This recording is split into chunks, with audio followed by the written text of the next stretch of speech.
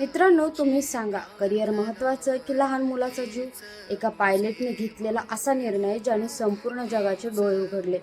American एअरलाइन्सच्या एका विमानात एका लहान मुलाला अचानक गंभीर फिट्स येऊ लागतात. तो मुलगा प्रतिसाद देणं पूर्णपणे बंद करतो.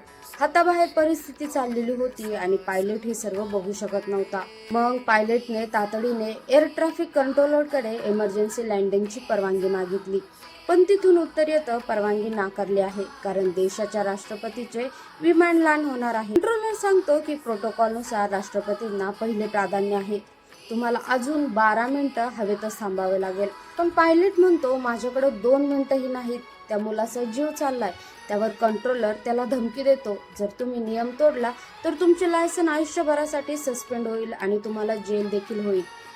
तेव्हा पायलटने जे उत्तर दिलं ते ऐकून तुमच्या अंगावर नक्कीच काटा येईल.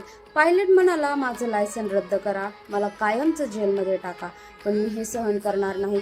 पण एका राजकीय प्रोटोकॉलसाठी मी माझ्या कॉकपिटमध्ये बसून एका निष्पाप मुलाला डोळ्या देखत मरताना पाहू शकत नाही. आणि पायलटने नियमांची पर्वा न करता विमानाची लँडिंग केली, त्या मुलाचा जीव वाचवला.